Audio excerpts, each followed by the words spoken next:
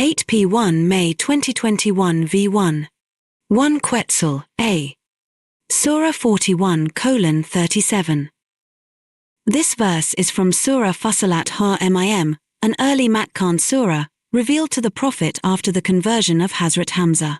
The Prophet was in the Kaaba where the Makkans were trying to bribe him and get rid of the jinns they thought had affected the Prophet. The surah was recited in response to their ridiculous views. This verse counters the corrupted Makkans' belief of associating the sun and the moon as partners with Allah. The verse describes Tawhid by referring to the heavenly bodies and the cyclic pattern of day and night. It forbids worshipping these objects as they merely reflect Allah's powers. Their magnanimity and glow teach the people of wisdom the immense powers of their Creator, so the verse teaches that all creatures represent Allah's omnipotence, omniscience, and wisdom. The Quran supports the same theme by saying, "Behold, in the creation of the heavens and earth, in the alternation of the night and the day, are signs for the people who are wise." 2:164, Al-Baqarah. Surah 42:4-5. The two verses are from Surah Al-Shura, revealed in Makkah shortly after Surah Fussilat. The Makkans used to accuse the Prophet of crafting the Quranic verses. The two verses were, therefore, revealed in response to their doubts and surprise over the teachings of the Quran. These verses continue the message of the preceding verse that says, "Thus Allah the Almighty, the Knower sends inspiration to you as to those who were before you." They teach that there is nothing strange or new about Allah's revelations as they had been sent all through the ages. The Quranic teachings about Tawhid contradicted the Makkans' beliefs about idolatry.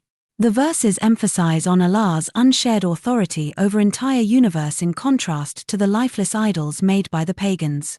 They also mention the effect of Allah's might on the heavens that hardly sustain the divine burden. Finally, the verse 5 mentions the countless angels who are busy in praising Him and seeking forgiveness for the misguided humans.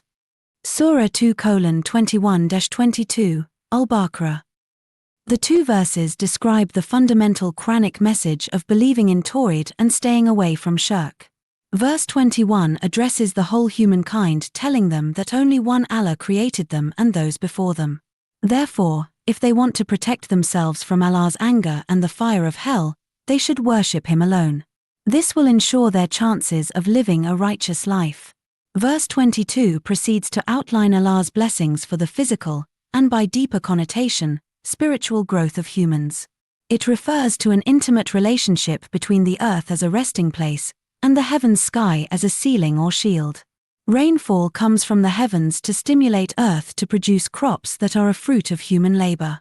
Like the previous verse, this verse also ends with a command to adore Allah alone and not associate any partners with Him, as shirk is the gravest of all sins. This Quranic injunction is repeated in many other surahs such as, "There is no God but I, therefore worship and serve me." 21:25, Al-Anbiya. B.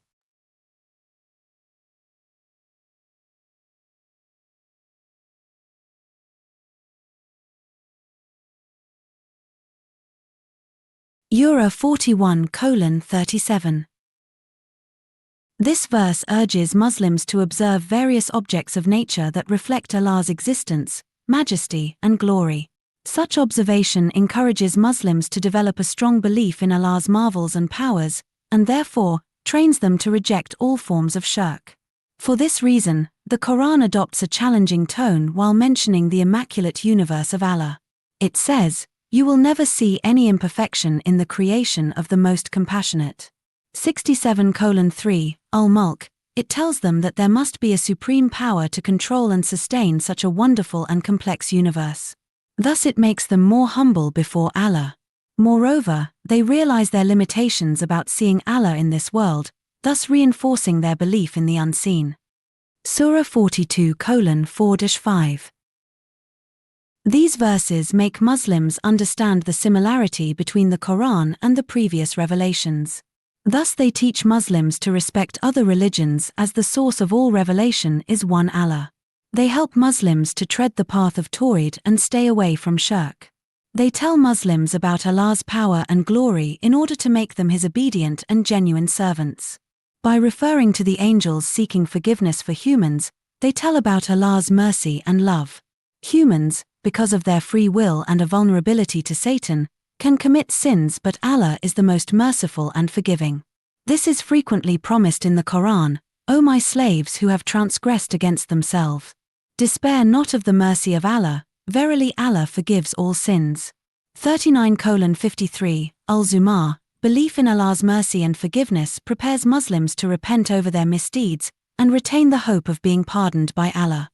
Surah 2:21-22. These verses convey the message of identifying Allah by way of the natural environment created by Him. This will convince them to express their gratitude by worshipping and obeying Allah. The passage instructs the Muslims is that they should realize the essential purpose of sending down all the divine books and the prophetic messengers. They all brought the universal message of Tawhid. The passage, therefore, teaches the Muslims to avoid shirk and bow before the Creator of all and closely observe Allah's innumerable favors and blessings. They should remember the important Quranic message of Surah 55, "Then which of the bounties of your Lord will you deny?" This will inculcate a strong sense of gratitude to Allah and taqwa, righteousness. They will be trained to remember Him, and this in turn will keep them on the path of piety and righteousness. Thus genuine believers will shape their lives based on their observation of nature and its positive consequences. Q.A. Give an account of the different ways in which the Prophet, PBUH, received revelation. 10. B. The Quran was not revealed all at one time. Why do you think this was important? 4. ANS, A.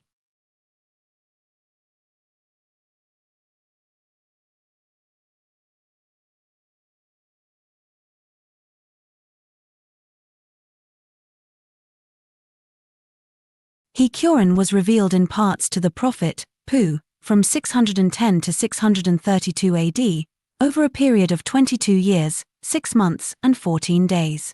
The first revelation, first 5 verses of Surah 96, Al-Alaq, was sent in Ramadan 610 AD, in the cave Hira. After this the revelation stopped for a period of about 6 months. The Prophet felt quite restless during this interval, Fatra al-Wahi, till Angel Jibrail brought the second revelation, 74:1-7, Al-Madatha, that commanded him to start his prophetic mission. Then again there was a bit longer gap during which the Makkans ridiculed him by saying that his Lord had abandoned him. The Prophet then received Surah 93, Al-Duha, that contained reassurance by Allah. After this, he received revelations in relatively quick succession.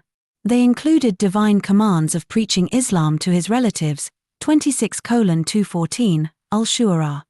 Then came the revelation about inviting the Makkans publicly, and expound openly by what you have been commanded. 15 hours 94 minutes, Al-Hijjah, he would often receive revelation without a warning while he was busy in addressing his companions. The Quran refers to this as, "Surely, it is for us to have you commit it to in your memory and recite it. And so when we recite it, follow its recitation attentively. Then it will be for us to explain it." 75:16-19, Al-Qiyamah, however, he also received revelations in special circumstances, as Babu el-Nuzul or context. Surah 112, Al-Ikhlas, was revealed in response to the Makkan queries about the nature and origin of Allah. Similarly, Surah 18, Al-Kahf, was revealed when the Prophet was questioned about the people of the cave. Surahs 53, Al-Najm, and 94, Al-Inshirah, were revealed to console the Prophet in difficult times. After his migration to Medina, he received revelations about the pillars of Islam and social conduct of the Muslim community. Surahs 2, Al-Baqarah, 3, Al-Imran, 4, Al-Nisa, and 5, Al-Ma'idah, contain most of these details. Allah sent revelations regarding family laws, crime and punishment, haram and halal foods and interaction with non-Muslims, including verses about jihad qaital. Receiving the revelation was usually a hard experience for the Prophet. Usually, Angel Jibrail appeared in the form of a companion, Dihya al-Kalbi, whom many other companions were able to identify. According to Sunnah, this was the easiest and most painless way of revelation. Only occasionally, the Prophet encountered Jibrail in his true form. For example, while returning from the cave Hira, he saw Hazrat Jibreel with his wings covering the entire horizon.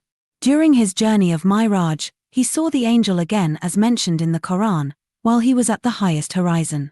Then he came near and hovered around. He was within 2 bows length or closer. He saw him on another descent. At the lote tree of the extremity. 53:7-9, 13-14, Al-Najm. During the same journey, Allah revealed to him the last 2 verses of Surah Al-Baqarah directly, as one of his gifts for the Prophet. The Prophet is reported to have received revelation in dreams, Ruya al-Sadiqa. These dreams always came to be true afterwards. An example of this is the Prophet's dream of entering the sacred mosque in 6 the year he signed the Treaty of Hudaybiyah. About this the Quran testified, "Indeed, Allah will fulfill his messenger's vision in all truth. Allah willing, you will surely enter the sacred mosque, in security, some with heads shaved and others with hair shortened, without fear."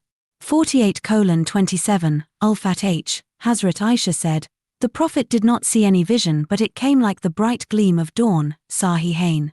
Moreover, the revelations were directly blown into his heart as stated in a hadith, Ru'ul Quds blew the following into my heart, no soul will die before consuming his sustenance." Finally, Hazrat Jibreel often brought revelation without being seen by the Prophet. In this mode of receiving revelation, the Prophet would hear the sound of ringing of bells. This was the hardest way of coming of revelation, as stated by the Prophet, it sometimes came with a sound like the sound of a bell. That is the hardest one to me. Sahih Bukhari, during such episodes there was an unusual increase in the body weight of the Prophet. His camel, Kaswa, could be seen to be collapsing if he received revelation while riding it. Hazrat Zayd bin Thabit reported that once he and the Prophet were asleep in the Prophet's mosque. The Prophet was resting his leg on Zayd's thigh. After a while Hazrat Zayd suddenly woke up as he felt his thigh bone was about to crack because the Prophet was receiving revelation at that time. The Prophet was often seen sweating in winters and shivering in summers while revelation came to him by this way. B. The Quran was revealed over a period of more than 22 years under the divine wisdom. Since it is the last divine message, Allah made special arrangements for its protection and incorruptibility. Verses and surahs were revealed at intervals so that the Prophet and his followers could memorize it easily. The Prophet has been assured this by this Quranic verse, "Do not move your tongue in haste. For it is for us to collect it, in your heart, and to facilitate its recitation." 75:16-17, Al-Qiyamah. Several surahs were revealed with the distinct context that necessitated their revelation accordingly. For example, Surah 53, 93, 94 and 108 were revealed to console the Prophet.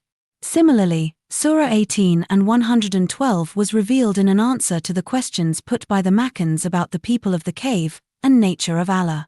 Finally, the burden of divine revelation had to be sustained by the Prophet only when it came in parts. 3 Quetzales, A. Describe the main events of the Prophet's migration, Hijra, from Mecca to his welcome in Medina. 10. B. The companions showed friendship and support for the Prophet, Pbuh. How can Muslims show friendship and support for each other? 4. Ans, A. The Quraysh felt angered and frustrated over the failure of all their attempts to stop the growth of Islam. Mutim bin Edi, who had provided tribal protection to the Prophet recently, passed away soon after the second pledge of Al-Aqaba. Thus, finding the Prophet vulnerable again, they decided to kill the Prophet. They held a general consultative meeting in Dar al-Nadwa, the council house of the Quraysh. Various suggestions were put forward. Abu Jahl proposed that one man from each tribe should be selected and then the entire band should simultaneously put him to sword, so that all the tribes might jointly be responsible for his blood. His proposal was immediately accepted, and preparations were made. At sunset the house of the Prophet was surrounded. The Arabs thought it unchivalrous to enter the female quarters. Accordingly, these men stayed outside, waiting for the Prophet to come out. The Prophet had been divinely informed of this nefarious plan. Remember how the unbelievers plotted against you, to keep you in bonds, or slay you or get you out of your home. They plot and Allah plans too, but the best of planners is Allah. 8:30, Al-Anfal, he instructed Hazrat Ali to sleep in his bed as a decoy, and return all the belongings of the crèche. At night he left for Hazrat Abu Bakr's house. He recited the verses of Surah Yasin, and we put a barrier before them, and a barrier behind them, and we covered them up, so they cannot see. 36:9, Ya Sin. Thus miraculously unseen by the aspirant assassins, he and Hazrat Abu Bakr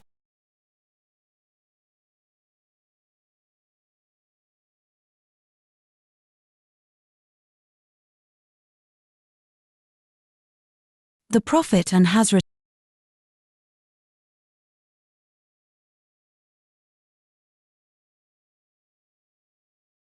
the band of 5 or 6 Makkans surveyed the cave and decided to go back.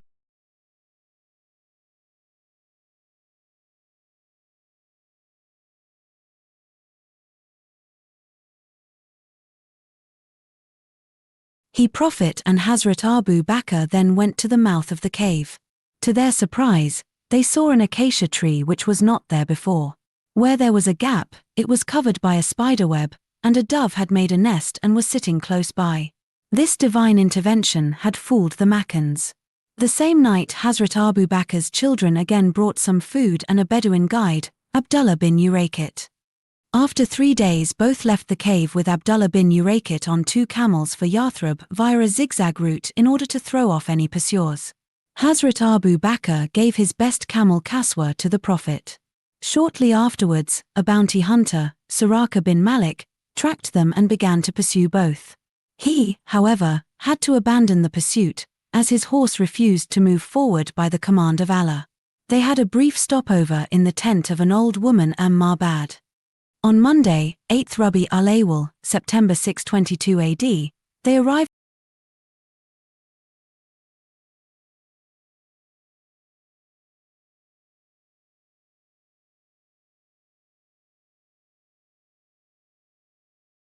Quba at a short distance from Yathrib. Here they stayed for 4 days and were joined by Hazrat Ali. At Quba, the Holy Prophet built a mosque and prayed in it. On Friday he left for Yathrib. On his way, he offered the first Friday prayer in the valley of Ranuna, of Banu Salim along with the accompanying Muslims. The people of Medina had been eagerly waiting for their new leader and the most honored guest. Chanting his praise, they greeted him on Monday to his new home. Children celebrated his arrival by singing songs of gratitude to Allah. Every Medinian wanted to earn the honor of hosting the Prophet, but he left it to his camel B.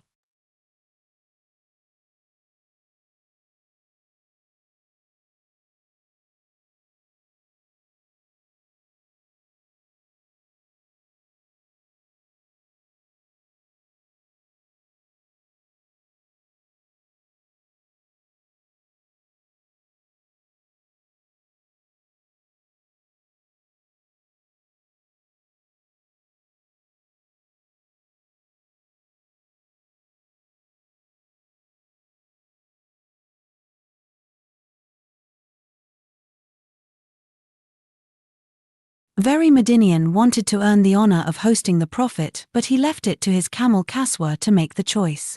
It stopped at a plot owned by 2 orphan brothers. Meanwhile, Hazrat Abu Ayyub Ansari, who lived nearby, had quickly taken the baggage to his house. The Prophet shifted to Hazrat Abu Ayyub's house to stay there till the Mosque of the Prophet, Masjid-i Nabawi, and his own house had been built in the plot. B. The companions of the Prophet set examples of unflinching support for him. Muslims can always seek inspiration from these noble precedents. They should help each other in matters of piety as commanded by the Quran, cooperate with one another in goodness and righteousness, and do not cooperate in sin and transgression. 5:2 Al-Ma'idah. This means Muslims should jointly work for collective welfare, and support their pious leaders in this regard. Similarly, they should help those in need even though it might be in the form of giving a sincere advice.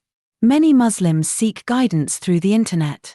Those who are capable of helping such fellows should immediately extend any help they can comfortably afford. They should expect the reward from Allah only.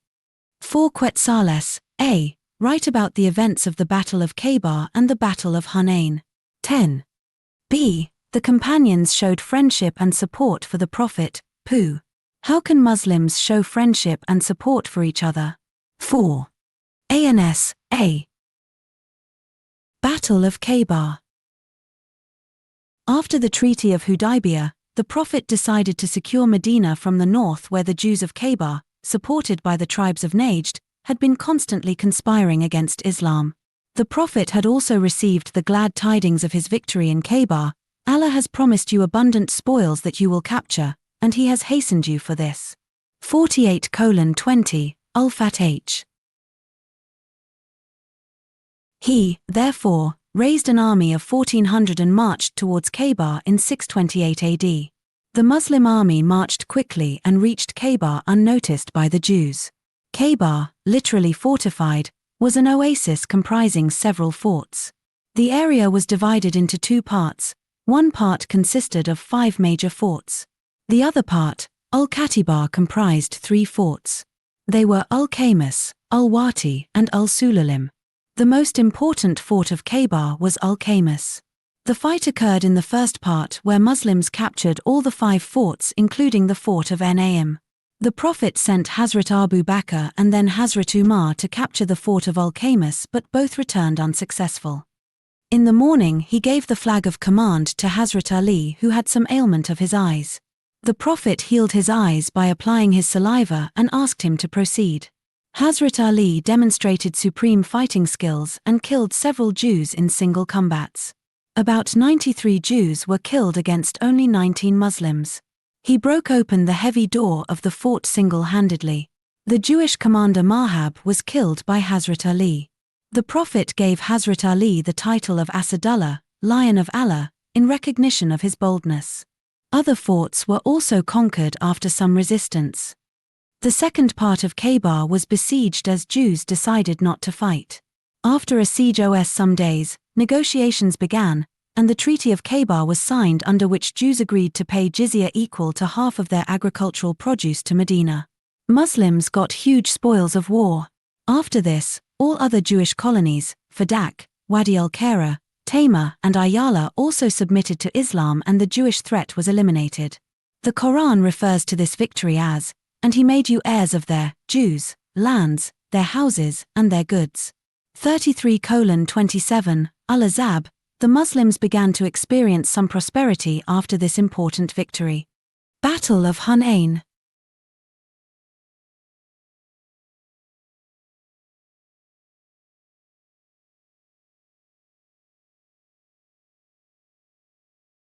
A few days after the conquest of Mecca, the Prophet was told about a joint army of Hawazin and Banu Tarkif tribes, rivals of the Quraysh. They raised an army of 20,000 was raised. On the order of Malik bin Auf, families and wealth of the Hawazin was also taken along with the army. This army camped at the Valley of Waters, near Dulmajaz, of Mecca. In Shawwal 8 January 630 AD, the Prophet left Mecca with an army of around 12,000 that included 2,000 new converts of Mecca like Abu Sufyan and Safwan bin Umayyah. Seeing the strength of the Muslim army, Hazrat Abu Bakr remarked, "This time we are more numerous than the enemy. We shall not be defeated this time for smallness of our numbers." On the morning of 10th Shawwal, Muslim army reached the Hunain area in the Valley of Waters. Archers of Hawazin, posted on the hill tops around the narrow passage of the valley, began to shoot arrows on Muslims. The attack was so fierce that several soldiers began to flee. The Prophet remained firm, surrounded by his closest companions.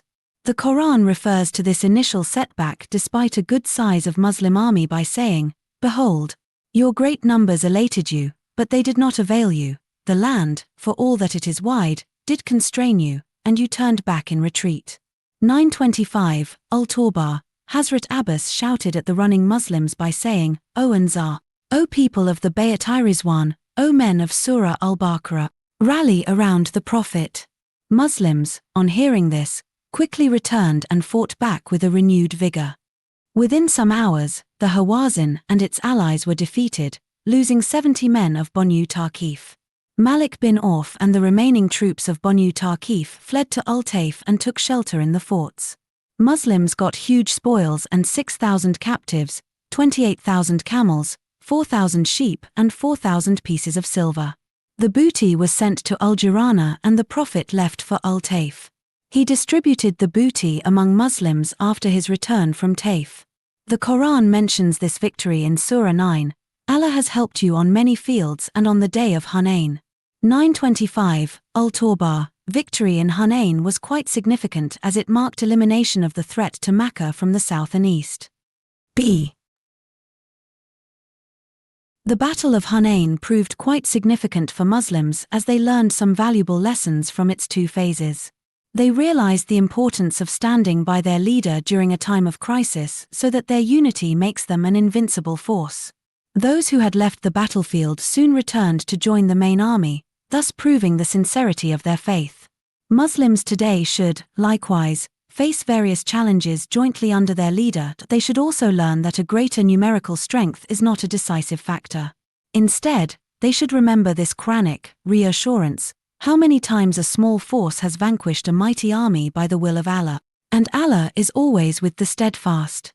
2:249, Al-Baqarah. All this teaches Muslims to have strong faith in Allah while fighting an enemy regardless of the number of troops of both the armies. 5. Quetzales, A. The first wife of the Prophet, Pu, was Khadija. Write about the main events of her life. 10. B. What does Khadija's marriage to the Prophet, Pu, teach Muslims about family relationships? 4. Ans, A. Hazrat Khadija was a twice-widowed Qurayshite lady known as Tahira, the Pure, even before the advent of Islam. She first married Abu Holla Malik and after his death, Otik bin Aid. She had 3 sons and 1 daughter from her previous marriages. Hazrat Harith bin Abi Holla, her adopted son, was among the earliest converts. He was the first Muslim to have been martyred in precincts of the holy Kaaba. One of the richest and noblest ladies of Makkah, she was left a flourishing trade by her last husband. Hazrat Khadija wanted to expand her business, for which she needed a reliable person. Since Abu Talib's financial condition was not strong, he advised Hazrat Muhammad, R.A., to offer his services to Hazrat Khadija, R.A. So, she appointed the Holy Prophet as her trading agent. He proved to be a wise choice, and through his honesty and intelligence brought great profit to her business. She sent her slave Maysara, who gave reports of the honesty and fair play of the Prophet. This impressed her to the extent that she proposed the Prophet, and he accepted her as his first wife. He was 25 at that time and she 40. The nikah was conducted by Abu Talib and attended by other uncles of the Prophet too. Marriage with Hazrat Khadija, R.A., opened a new chapter in the life of the Holy Prophet as it brought him emotional and financial stability. She placed all her wealth at the disposal of the Holy Prophet. This is acknowledged by the Quran in these words: "And he, Allah, found you in need and made you, financially, independent." 93:8 Al-Duha, she bore 6 children to the Holy Prophet, 2 sons and 4 daughters. Both sons died in infancy. Holy Prophet's descendants are all from her progeny by way of the marriage of Hazrat Fatima with Hazrat Ali, R.A.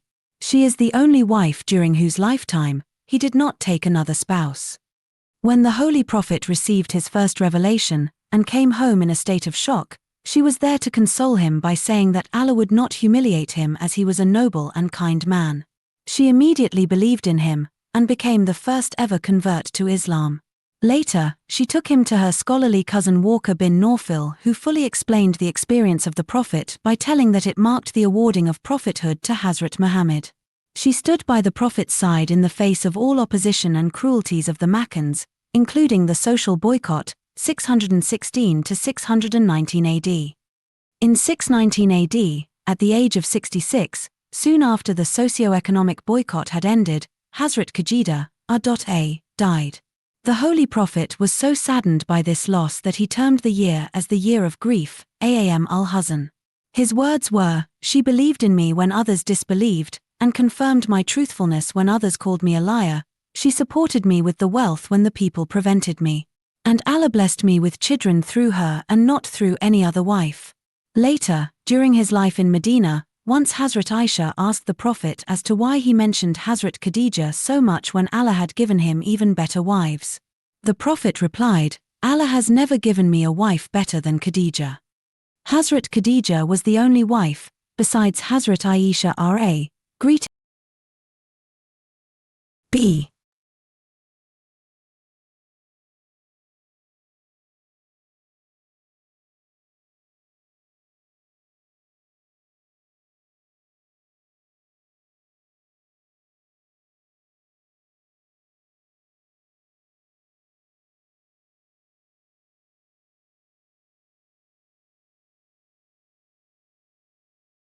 N 619 AD, at the age of 66, soon after the socio-economic boycott had ended, Hazrat Khadija R.A. died. The Holy Prophet was so saddened by this loss that he termed the year as the year of grief, Aam al-Huzn. His words were, "She believed in me when others disbelieved, and confirmed my truthfulness when others called me a liar. She supported me with the wealth when the people prevented me. And Allah blessed me with children through her and not through any other wife." Later, during his life in Medina, once Hazrat Aisha asked the Prophet as to why he mentioned Hazrat Khadija so much when Allah had given him even better wives. The Prophet replied, "Allah has never given me a wife better than Khadija." Hazrat Khadija was the only wife, besides Hazrat Aisha R.A., greeted by Hazrat Jibril A.S. himself. Her influence on the Holy Prophet's life in Makkah was the greatest, and he declared her to be one of the highest-ranking women in paradise. She is given the title Mother of the Faithful by the Quranic verse, "The Prophet is closer to the believers than their own selves, and his wives are their mothers." 33:6, Al-Ahzab. B.